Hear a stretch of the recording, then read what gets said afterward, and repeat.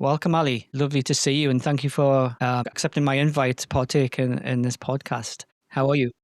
Thank you. Yeah, I'm very pleased to be here and I'm well. Yeah. Brilliant. So I have a series of different questions for you, but the first one is, what is bringing you joy right now? Oh, answer came very quickly internally. My granddaughter, as you know from our email correspondence in the build up to recording this, my daughter had her first baby, a baby girl, 7 weeks ago. So bringing me a lot of joy when I'm spending time with them. Yeah. So the first part of the podcast is about your background, your influences. And the first question I have about that is, can you provide a brief overview of your recent and current work in the mindfulness field? And then we'll go back a bit about how you eventually got into mindfulness. Yeah, so recent and current. So I did a generic training as a mindfulness teacher, but then I've specialized more recently in mindful self-compassion, and that has been all of my work recently in terms of my teaching and my teacher training. So I'm a teacher trainer for mindful self-compassion, which is a program that was devised by Chris Germer and Kristin Neff in the States. And I've got heavily involved with them for the last 12, 13 years. Um, I still taught MBCT and MBSR for a number of years, but I haven't been teaching those programs for a little while, and I've specialised in what we call MSC, Mindful Self-Compassion, and its derivatives. There are also there's like fear self-compassion, self-compassion for shame. It's all self-compassion territory has been my specialism. I still supervise quite a lot of MBCT and MBSR teachers and other kind of iterations of mindfulness-based interventions. But my main work is in the mindful self-compassion field, teaching it, training other teachers, supervising other teachers, as well as the generic mindfulness teachers I supervise. And another regular feature of my work is I run monthly groups. So I run 3 what I call practice support groups, and that's for anyone who's done a mindfulness training or a self-compassion training. So it's a plug-in once a month for people, which is a joy and has been a regular offering for about probably 15 years. And one of those is in person, and 2 of those are online. Okay, fabulous. And what originally brought you to mindfulness and meditation? And it would be also good to hear how or why you've orientated towards self-compassion eventually on that journey.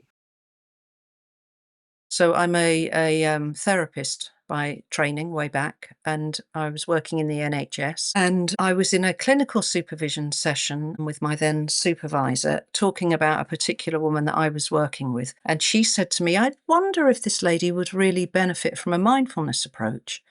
And this was early 2000s. When mindfulness was becoming, I would say, a lot more visible and a lot more popular out there in the mainstream. And so when my supervisor said, I think that this might be helpful, I thought, well, it may well be, but I don't really know that much about what it is. I said this to her, and she said, "Oh, why don't you borrow this book?" And it was a little bit like, oh my God, this makes so much sense. I need to follow this up. So I started looking around for where can I do a mindfulness course? And there was one in Bath. And I used to get the train for eight Monday evenings and did this mindfulness course and just found it, transformative, which was interesting given a many, many years immersion in therapy. But it felt like a bit like a missing piece in some ways. So then, having done the 8-week course, I then just got immersed more and more, and ended up eventually doing the master's program at Bangor University again, which seems a bit bonkers looking back on it then. So that's in North Wales. I was living in the south of England, single parent, 3 kids. So, how Mhm. do I do this? Master, on top of my job. Anyway, long story short, I did the master's training over a number of years, and it was towards the end of that when I'd already started teaching within the NHS. I was teaching MBCT and I was teaching some MBSR privately. A friend of mine said, there are these Americans coming over to Scotland, to Holy Isle, offering this mindful self-compassion training. Do you fancy coming? And I'd never been to Scotland. It was in the summer. I thought, oh, that'll be a nice holiday. It'll be all soft and gentle and compassionate, and I can explore Scotland a little bit. So I did this week with Chris Germer and Kristin Neff. And although, of course, being compassion based, it was full of deep kindness, I found it so challenging. So after many years of being a therapist and then, doing the whole Bangor pathway and doing the mindfulness teacher training, I discovered There was a lot of shame, there was a lot of self-criticism, almost under the radar, and I thought, I need to follow this up. I need to immerse myself in this further. So it came very, very much from a personal experience. So that's why I followed mindful self-compassion. I immersed myself in it and have, taken a great number of trainings and taught a great number of people. And then, I'm now a teacher trainer. I've done a lot of work with Chris and Kristen, a lot of international work. I went over and did my first teacher training when I learned to be a trainer alongside Chris in Boston. I mean, like many of these things, it's all from personal experience. When I look right back to how did I get involved in training to be a therapist? It's because of my own difficulties, living the human condition, and it's been the same all the way through. It's been personal. Yeah. Yeah. Yeah, great. And I assume that your understanding of mindfulness has expanded since you orientated towards self-compassion. But how do you see mindfulness? How do you define it? I suppose a definition that I will often use when I'm teaching is, mindfulness is the awareness that emerges through paying attention on purpose in the present moment and with open-hearted curiosity. So it's what is here? What am I noticing? What am I aware of? But crucially, how might I respond to that? So it's that whole distinction between reacting on autopilot and responding with awareness. And then we have choice, then we have agency. You'll be familiar with the Viktor Frankl quote, or it's attributed to him, which is something around in between stimulus and response, there is a pause. So that for me, that's what it's all about. It's having that pause to notice what is here, to be aware of what is it. So what would be a skillful response to this, rather than just following those same old automatic reactions that don't necessarily serve us well. Yeah, Thank you. And yeah. for those listeners who maybe haven't explored self-compassion at any great depth, how would you define that? How would you bring that into your definition of mindfulness? Um, Well, I think probably the simplest way to explain that is in this mindful self-compassion program. We talk about it having three components, and there's no particular hierarchy, but I tend to introduce them in this order. And the first one is mindfulness. So we need to know what's going on. We need to be aware in order to really notice, what thoughts are here, what emotions are here, how self-critical I'm being, for instance, what's happening in my body. So the first one is mindfulness. The second one is common humanity. And I really like that component. There are a lot of compassion-based approaches around, as you'll know, but I find this particular model, the Chris Germer and Kristen Neff model, emphasizes common humanity probably more strongly than many. And it is really emphasizing that we are all living and working with the human condition. So we're not alone. And often when we're struggling in times of difficulty, it's like our perceptual field kind of narrows and it's like, oh, what's wrong with me? What's wrong with my life? This is difficult, And it's actually saying, it's like this for everybody. We all have times of challenge. I remember Kristen Neff saying, raise your hand if you've never had any difficulty in your life. No hands go up. Of course, we all have challenges. So it's really emphasizing, you're not alone, that we're all in this together. And that for me has been really crucial. But the third component is kindness. So it's mindfulness, common humanity, and kindness. So, responding with kindness to what's here, not with fixing it or judging it. It's just like, what would be a kind response? What do I need right now? Yeah, thank you for that. When did you first start teaching, and what led you to that? Was there a pivotal moment in your trajectory? I think, well, I first started teaching again, which would have been around 11, I would say, 2011, 2012. And I had already decided in embarking on the master's training that that's what I was wanting to do. And then it just became a very natural progression. I immersed myself and found it so incredibly helpful. It complemented what I was doing in my day job, so that I was then able to introduce MBCT within the NHS role that I had at the time. So it all just followed from that initial, yes, this makes sense to me. This makes so much sense. And are there any other influences that inspired you on your teaching journey? Well, there have been so many in a way. Of course, there are the bigwigs out there, the John Kabat-Zinns and the Jack Cornfields and Tara Bracks and so on, Pema Chodron, Thich Nhat Hanh. I spent time in Plum Village. But I suppose I want to go back a little bit earlier than that, which is not to do with mindfulness, but Carl Rogers, the humanist psychologist. So my original therapy training was in person-centered therapy. And I found that incredibly complementary to everything in in mindfulness and in mindful self-compassion as well. There's a lot of overlap, and so I would say Carl Rogers has been a big influence in my life, big life changer. And funnily enough, sort of coincidentally in a way, part of the mindful self-compassion curriculum does refer to Carl Rogers in his curious paradox statement. That, the curious paradox is that, if I can accept myself as I am, somehow, change becomes possible, but not not because we are trying to change.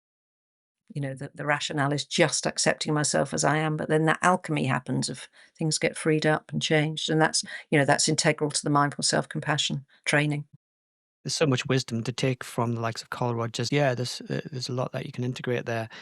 And what keeps you feeling inspired or motivated as a teacher? I'm making a lot of choices about actually what do I want to offer these days, and it's less than I used to.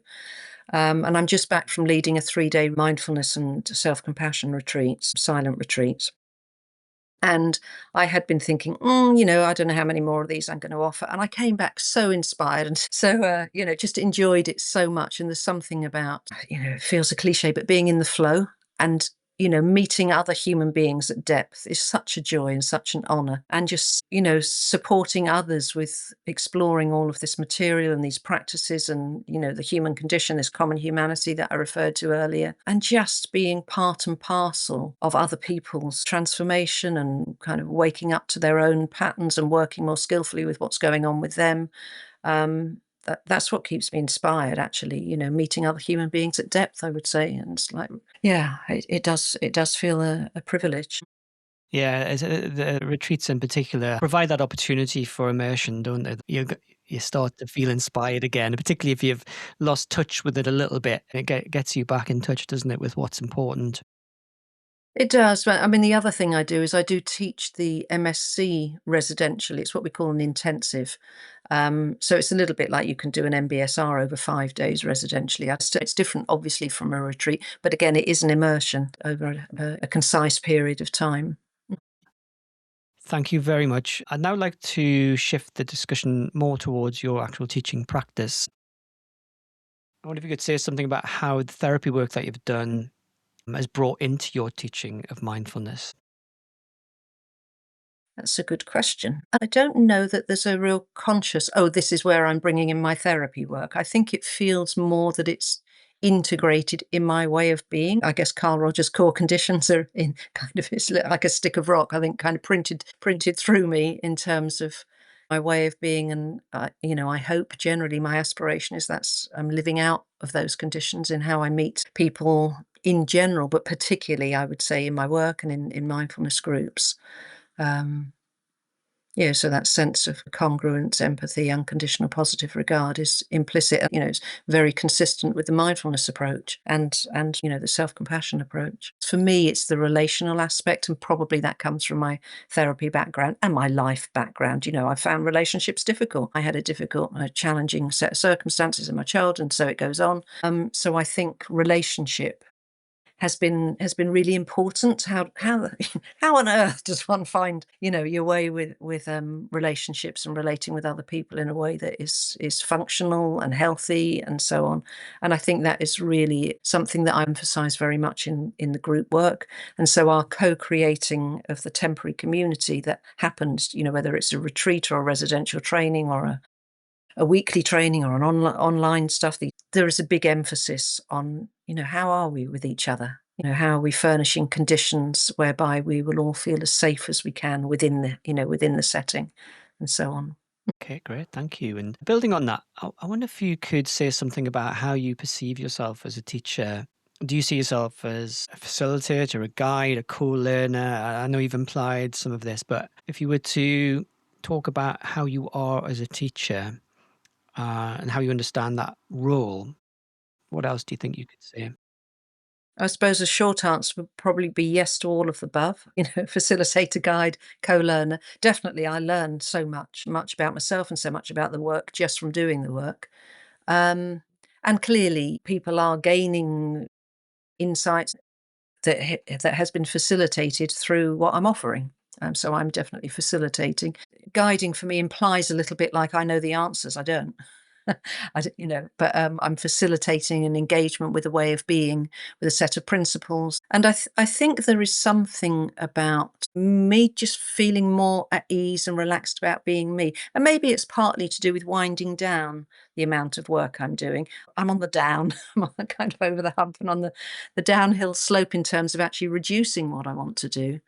And there's a lovely ease in that, and part of that ease has, I think I'm easier in my teaching role. I'm just more relaxed and more, and not that I was ever inauthentic or lacking in congruence. It's not about that, but it's I'm just like, just I am how I am, and there's a trust. There's a trust in what I'm offering. Generally speaking, it will land well. It will land, better for some than for others, and so on. But there's a real ease in that. So I think as a teacher, I'm really enjoying that aspect. A bit like the retreats that I've just run. It's like trusting my instincts, and obviously I prepared, and so on. But it's like, in terms of what's arising in the group, which is interesting given they're in silence largely. But that sense of, what's emerging, what's needed, trusting in instincts, being fluid, being flexible, sharing a poem because it came to mind because of something that I was experiencing in the setting, that kind of thing. So yeah.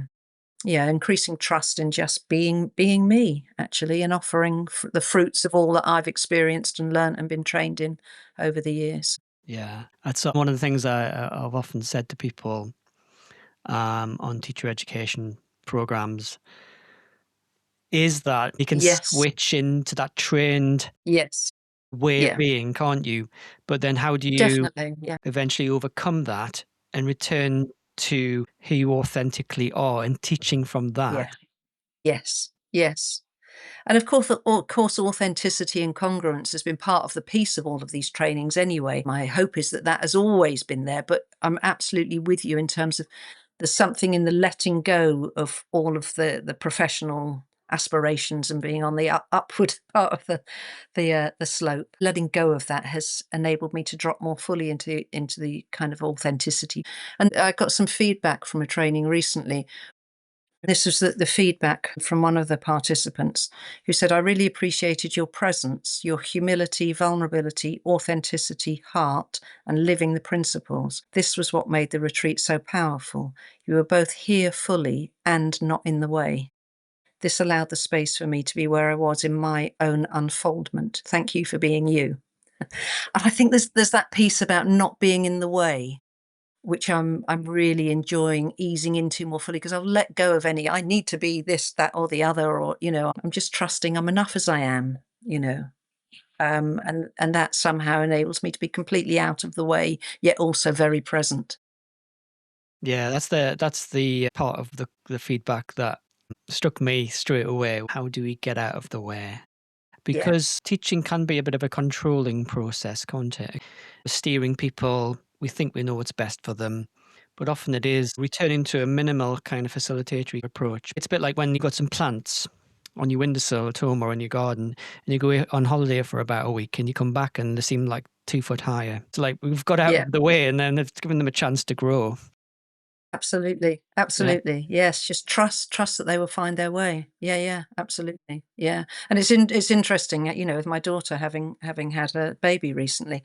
So trusting that new little being, she kind of knows what she wants and what she needs. And it's kind of really, really heartwarming and also slightly hilarious that my daughter said she said, I've got a really clear intention. Her intention before the baby was born is to trust her, to know what her needs are, and I will absolutely, be the person who meets them. I will absolutely, really be there for her.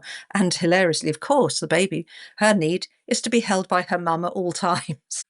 It's like, oh, so how does that work then? But there's something about, just trusting. And I guess for me, there's something about right back to the beginning of my therapy training.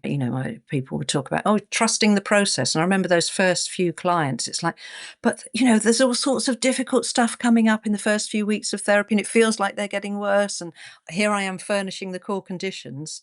And really, have I got to trust that, and that impulse to do something, to have an opinion, to fix them, to guide them, to and it's like, actually, no, this is many, many years ago now that, I did that original training and learnt it through and through. People are trustworthy. Furnish the right conditions, whether that's the core conditions in therapy or, all the mindfulness principles and so on. And actually, that innate actualizing tendency, as Carl Rogers, would call it, will shine through. Yeah. Yeah.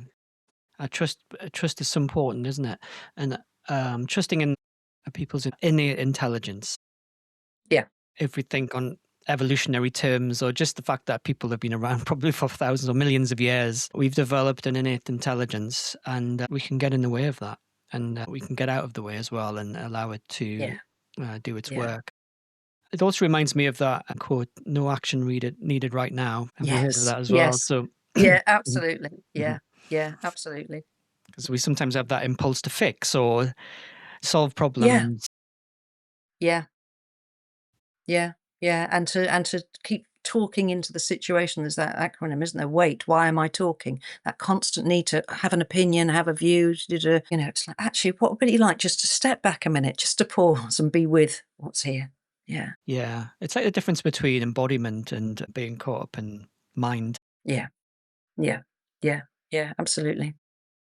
Lovely. Is there anything about your philosophy of teaching that we haven't explored yet? Do you have any other theoretical frameworks, or are you informed by any spiritual traditions or anything like that?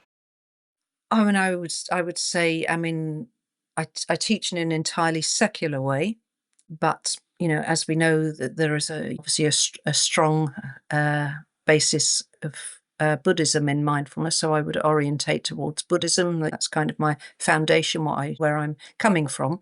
So that is implicit rather than explicit. I mean, I do talk about it a little bit in my work, but to give it context, really. I think what I would really want to emphasize, again, I think I've spoken to that a little bit, is the relational nature, but the importance of group work and people knowing about how groups work. And that was part of my master's training at Bangor. There was a particular module which I found incredibly helpful. And sometimes when I'm in groups or on the receiving end of groups, or when I'm supervising and people are talking about how the group is running, I come back time and time and again to how are we being in relationship with each other here? What are the conditions that we're furnishing to so people are as safe as they can be? So that co-creating of a conscious community is super important. I can't emphasize that strongly enough, I would say. And I was on it wasn't a mindfulness retreat, but I was on a retreat as a participant earlier this year, which was a fabulous retreat, and I enjoyed a huge amount of it, but it wasn't held in what I would call a safe container. The boundaries weren't safe, and I felt I had to work really hard to kind of feel my way into how can I be in this community when this isn't in place and that isn't in place. Simple things like timings weren't adhered to.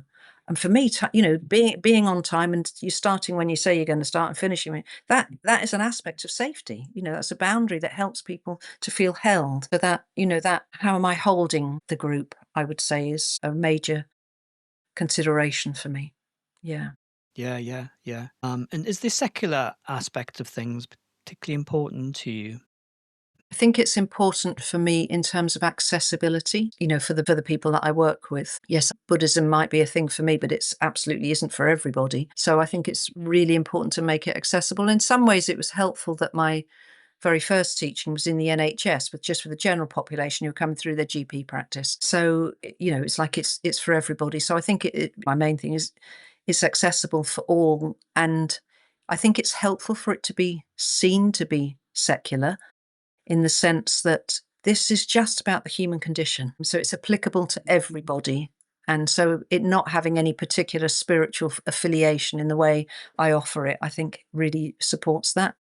Because otherwise people can say, oh, that's not for me because it's dirty. It's a Yeah, bit it's a bit spiritual, or it's Buddhist, or it's da, da, da. And it's like, there may be aspects of that kind of running through the original teachings and through me, but actually this is just about being human. So it does feel important that it's presented in that way. yeah, yeah. Thank you. And I'd like to go back maybe a little bit into your philosophy around the values that inform the way you teach, um, and your vision, really. I mean, what do you hope is the ultimate goal of the work that you do with people? Actually, a poem comes to mind as you ask that question. There's a short poem by Raymond Carver, and I'll misquote it, I'm sure, but it goes something like, "Did you get what you wanted from this life? Even so, I did. And what was that? I think it was to feel myself beloved, to know myself beloved on the earth." It's funny, I feel quite moved as I say that. So I think there's something about that. If this work enables people to feel some ease in their own being, some sense of worth, some sense of being valuable, valuable just for existing, to know themselves beloved on the earth, in Raymond Carver's words, the world would be so much a better place if we were all moving from that sense of okayness with ourselves. And not in a selfish way, a self-aggrandizing, or it's not about that. It's just that ease, that congruence, authenticity, just being, in our full humanity, and we're okay, you know. There's a it brings me to another poem, but there's you'd be familiar, I'm sure, with the Marianne Williamson, A Return to Love. She talks about, again, I'll misquote, but there's nothing enlightened about shrinking. We are all meant to shine as children do. And as we let our own light shine, we unconsciously give others permission to do the same. It's that sense of ease and love and care and kindness, opening the doorway to some more of that in people's lives, I guess, is, if you want to call it a philosophy of teaching. But it's an opportunity, isn't it, to help people to become aware of what is it that it is possible to shed, and how might that ultimately serve the world? The more we shed unhelpful conditioning, the more a force for good we are in the world. As again, the Marianne Williamson said, as we let our own light shine, we give others permission to do the same. It's actually just let this authenticity come through, this intrinsically good nature, I would say. And that's what I'm seeing in my granddaughter. This new little being come into the world is just innocent and joyful. Um, yeah, unblemished, I want to say. And we all have that in there, and so many things happen in our lives. We get wounded, don't we? And things get Yeah. difficult. And Yeah. would you say that it's not all about shedding, but also a radical acceptance of Yeah. who we are Yeah. and where we're at in our lives? Can we accept the full catastrophe, as John Kabat-Zinn says, Absolutely. and Yeah, work from yeah, there? absolutely. Completely. Yeah, completely. Warts and all. And that is so powerful, that acceptance. So it brings us back to Carl Rogers, doesn't it? Curious paradox, if I can accept myself as I am, and I might be, a complete, I don't know if I can swear, complete fuck up in various ways at different times, and yeah. And when I think back about how I've been in all sorts of different ways and times in my life, so, oh my God, I was so dysfunctional. I was so not very skillful, and I am still not very skillful in different ways and different times. Of course, it's never a question of arriving at, but can I have compassion for that? Can I offer acceptance to myself because of that radical acceptance? And generally, I think we are all doing the best we can with what we've got at any given time. So it's not about, I'm all right if this, that, and the other. I'm all right as I am, Yeah, accept myself and and facilitate others in accepting themselves as they are. yeah. Yeah. It comes back to common Yeah. humanity for me in a Yeah. way that you get that perspective beyond Yeah. all the messiness of Yeah. unskillfulness or whatever. Just actually, when you look deeper, Yeah. we're all Yeah. okay at that deeper Yeah, level. absolutely. And there's a phrase that comes from the mindful self-compassion work, and I often say to this to people when they're taking the training, that if you remember only one thing from this training, remember this thing, and it is that we give ourselves compassion not to feel better, but because we feel bad. So there's something about, we're not trying to fix, we're not trying to, make ourselves feel better, make ourselves be any other way. But it links back into that alchemy, the Carl Rogers curious paradox, that if we feel bad, we give ourselves compassion. That's it. We're kind to ourselves, we give others compassion because they're feeling bad, not to fix them or sort them out or make them some other way. But it's tough sometimes. Shit happens. Life gets tricky. We just bring some compassion, acceptance. It's absolutely transformational.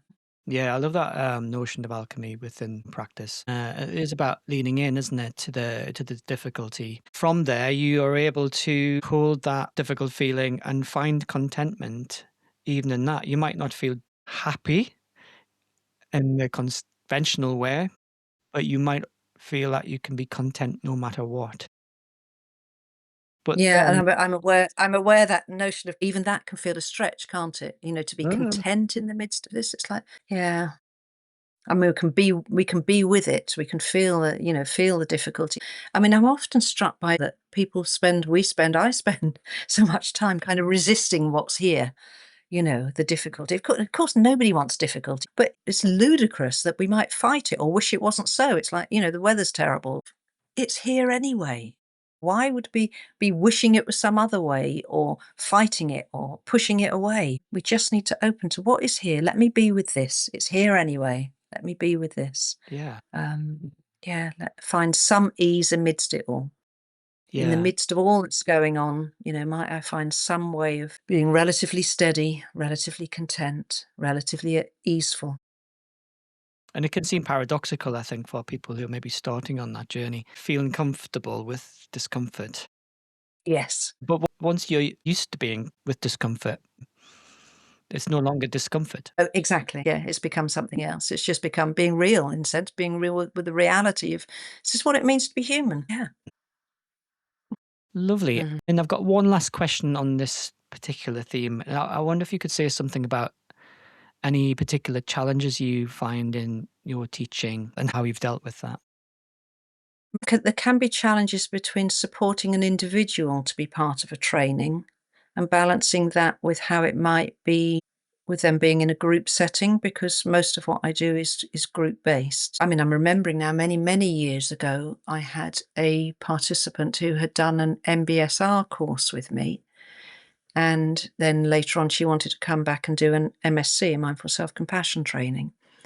And there's an application process where people kind of fill in an application form that says a little bit about what brings them to it, and circumstances in their life, as well as a raft of other kind of questions. And she had said in this that her sister was dying and was likely to die during the 8-week course. And I'm thinking this just isn't the best time for you to be doing this training.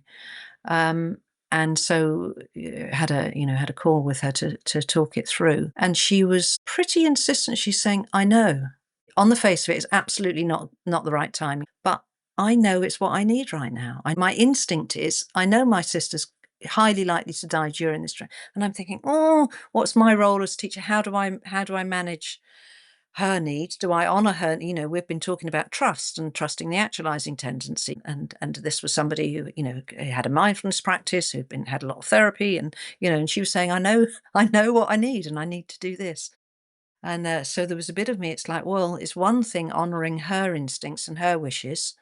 What's my responsibility to the rest of the group? Because there may well be some pretty heavy stuff that comes up here. Um, And so how that panned out is she did do the training. We worked together and we talked about how that might be with the group. And, she and I talked prior to her coming onto the training, and we checked in a few times during the course. And she did the course, and her sister did die, and it was very painful. And she did share some of that within the group. Um, and we were clear with the group from the beginning that that was the context. And yeah, so I had to dig deep as a teacher to make the decision, but also really to support everybody in the group through all of that. But it stands in my memory as a big risk in a way. Um, but one that, yeah, and I'm not saying we should all take risks of that sort, not at all. And I was very unsure, and obviously, I have my own supervision as I'm going through all of that. But I suppose those sorts of challenges come up from time to time. That the combination of an individual's needs and the group needs, and holding both of those. That's the standout that comes for me. And there'd be different examples of people presenting in a group in a way that other people might find a little bit, you know, when Yeah. we think of all the kind of neurodiversity and that kind of thing, that people sometimes present in ways that may not be kind of familiar to others in a group. So now navigating that. Yeah. That's a really strong example. And it sounds like you managed that very skillfully.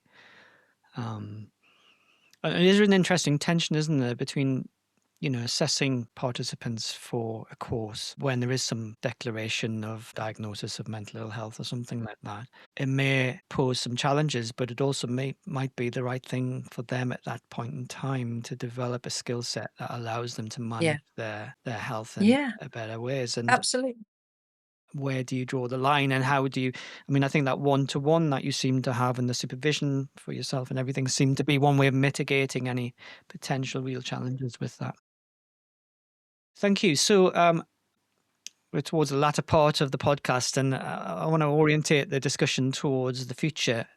My first question around that is, are there any misconceptions about mindfulness that you think need correcting in some way? Well, I think the massive one is that generally people think, "Oh, that's all about relaxing." I mean, feeling relaxed can be almost like an unintended consequence. It may well feel relaxing, but that's not the intention. The intention is about waking up to what's here. How am I engaging with this? How might I respond more skillfully? So it's not about, "Oh, let's go to a mindfulness class and chill out." No. Yeah. Yeah, that would be the biggie for me. Yeah, thank you. And how do you think mindfulness teaching needs to evolve over the next decade or two? Well, I think in some ways, because I'm winding down what I do, I feel delighted by just the being part of a community of mindfulness teachers with so much skill and enthusiasm. There's a bit of me saying, I want to say I've played my part. Yes, still doing stuff, and I'm doing what I do well, and I want to continue what I do well in a smaller way going forwards.